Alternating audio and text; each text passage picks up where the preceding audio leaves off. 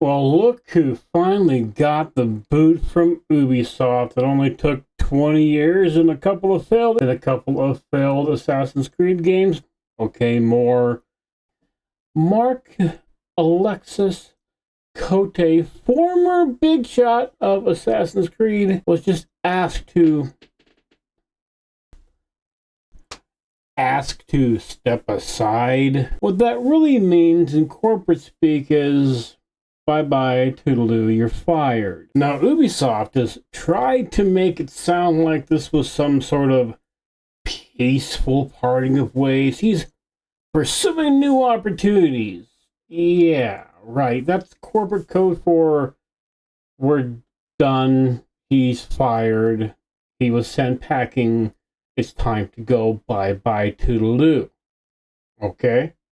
But Cote even confirmed it for himself, or for us, himself, sorry, misspoke. He says, I did not walk away from the series. I stayed at my post until Ubisoft asked me to step aside. Translation, he didn't quit. He got politely let go. Laid off for a very extended period of time. So why now? Why dump the guy who's been steering Assassin's Creed for years? Well, that's probably a fairly easy answer because one, Ubisoft needs a scapegoat and they need someone to blame for the game tanking all this time. And he, being the head of the ship, is right for the blame. And they'll say, hey, look, we're making changes. We fired the guy who made it all bad. We promise. And honestly, none of this is surprising. Ubisoft hasn't been making, shall we say, creative decisions for years. They've been making more political statements, one could say. Remember when Assassin's Creed was about stealth, conspiracies, and stabbing corrupt people in the neck? Now it's more about checking the ideological boxes and pretending that counts as progress. So when's the last time an Assassin's Creed game felt, well, like an Assassin's Creed game? I mean, sure, we have Assassin's Creed 1 and 2. Maybe that was it. 3, maybe. Even Black Flag. So, I guess anything pretty much before they started doing the RPG thing. Wouldn't it be? Then, yeah, you really can't think of one right off the top of your head, though, can you? Neither can I. Ubisoft's PR team deserves an award for creative fiction. They said they offered him several opportunities, but he respectfully declined.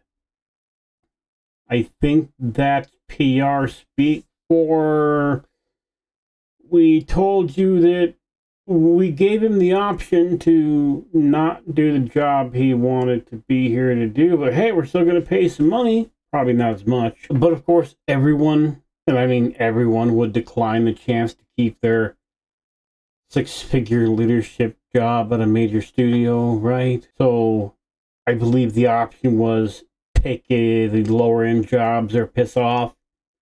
Cote said the new role did not carry the same scope, mandate, or continuity. As in, he wasn't going to be doing the same job that he was doing before, so why stay? Or, yeah, corporate talk and corporate speak for they demoted me, so I said no. So, if Ubisoft was so confident in their new direction, why rewrite history about who left and who got pushed? Easy. Because the people still inside don't want to admit the ship has a giant hole inside. It's taking on water, and the 10-cent buyout is only a very, very temporary fix. But, let's be real here. Kote isn't some type of creative martyr. He helped build the machine. He's the guy who turned Assassin's Creed from tight, story-driven stealth into an open RPG world full of busy work and, yes, you guessed it, microtransactions. So, can you really feel sorry for someone who helped burn down the house and is now shocked because there's smoke in their lungs? I don't think so, personally. But hey, welcome to Ubisoft, Mark. Or no, sorry, goodbye from Ubisoft, Mark. Fucking hell. Then there's Assassin's Creed Shadows. You know, the game starring Yasuke, the African samurai. Wait, was that even historically accurate? Well, Ubisoft surely didn't think it was a fair question for you, the fan or the gamer, to ask.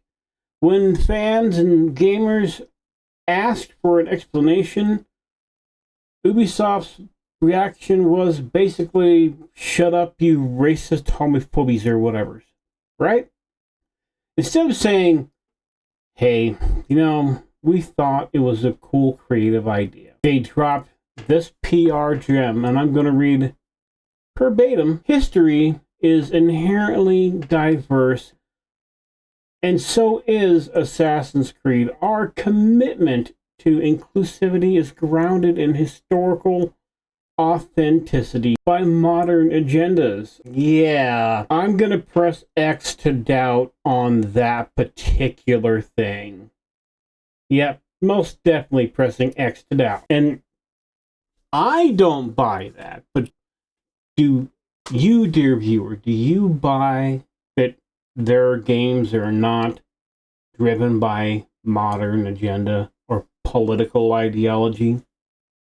No? Well, because truthfully, the louder the scream, it's not political, the more political it seems to get. And then Ubisoft announced a shiny new Tencent-funded studio called Vantage. What does that mean for creative freedom? It means there probably isn't gonna be any. And they're gonna end up hopefully going back to the tried and true A to B story, like you see here in the footage for Assassin's Creed Unity. And besides that, nothing will scream innovation like a partially owned company that censors Winnie the Pooh. Ubisoft says it'll streamline the production. Somehow, I kind of doubt that. But you know what, hey, let's be honest here. Nobody deserves any praise in this situation. Ubisoft's a corporate zombie feeding on nostalgia, and Kote was just one of the guys handing out the forks. If everyone responsible for Assassin's Creed's decline keeps getting promoted, is there really anyone left to make it good? Sorry, not promoted, demoted, or fired. Will there be anybody left? And hey, if they do fire everybody who makes the decisions, does that mean that when they hire new people, they're actually going to hire people who care about the franchise and want to make good games again? Well, maybe. Even though Ubisoft still does keep saying things like, we're proud of our commitment to diversity and inclusion. Well, that's great. Diversity is wonderful. Inclusion is a great thing.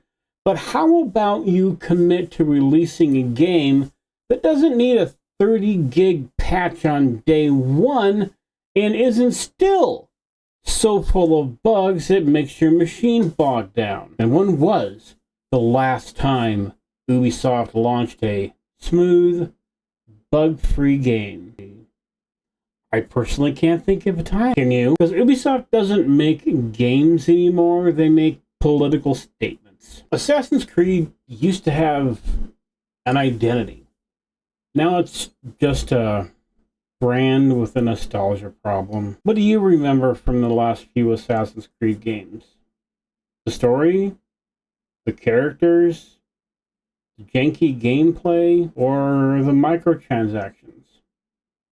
and the all too worrisome virtue signaling. So this leadership change is not going to be a reboot.